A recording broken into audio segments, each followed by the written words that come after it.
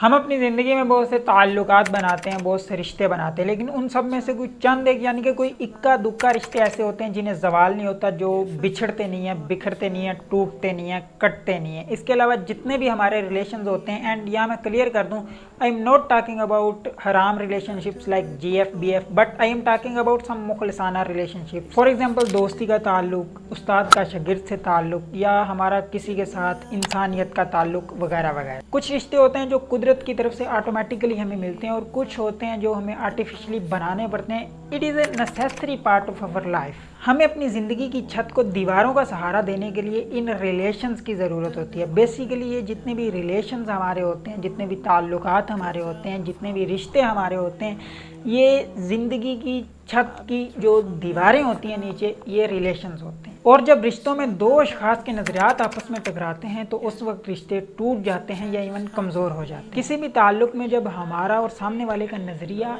टकराता है तो हम ये नहीं सोचते कि यार एक दफ़ा जांच पड़ताल कर लें, परख लें, क्या पता उसका नज़रिया ठीक हो, उसकी बात ठीक हो, मैं जो कह रहा हूँ वो क्या पता गलत हो सकता है कि गलत हो, इसलिए एक दफ़ा तहकीक कर ली जाए।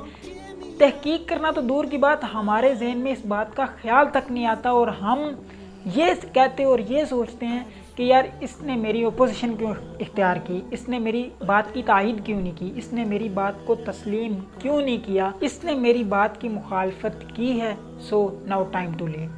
दिस इज़ द औकात ऑफ एवरी रिलेशनशिप। सो ये तो मुमकिन नहीं है कि दो अशख़ास के नज़रियात में टकराव ना हो, क्योंकि हर शख्स की ये मशीनरी अलग है, हर किसी के सोचने का ज़ाविया अलग है। नज़रियात का टकराव होना ही होना है, और जब नज़रियात का टकराव होना है, अटल है, तो फिर रिश्तों का, ताल्लुकात का ख़त्म होना भी अटल है, या कमज़ोर होना अटल है। This is the reality of life. जिस तरह मौत एक हकीकत है, उसी तरह ताल्लुकात का कमज़ोर हो जाना, चाहे वो इंसानियत का ताल्लुक़ हो, जितना बड़ा किसी के साथ मुखलिसाना ताल्लुक़ हो, कोई भी ताल्लुक़ हो, उसने या तो कमज़ोर होना है या टूटना है, ख़त्म होना है।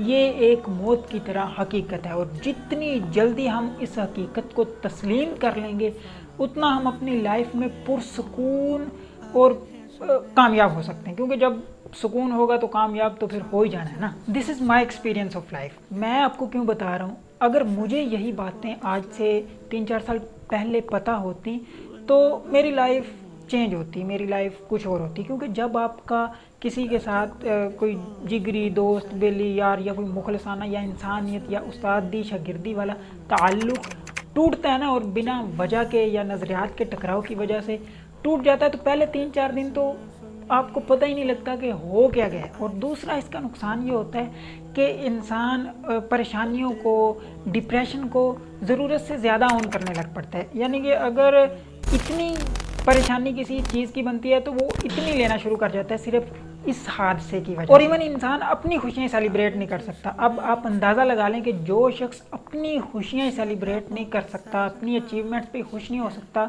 तो उसकी लाइफ क्या हो। सो शहज़ाद एंड क्यूटीज़, इस हकीकत को तस्लीम करें, जिस तरह मौत के आगे किसी के कोई हाथ पाँव नहीं चलते, इसी तरह ये है। तो इसकी जो टेंशन है उसे हम ज़रूरत से ज़्यादा ऑन ना करें, हमें अपनी तुनी में इसे रख के दर्द ना ली जाएँ।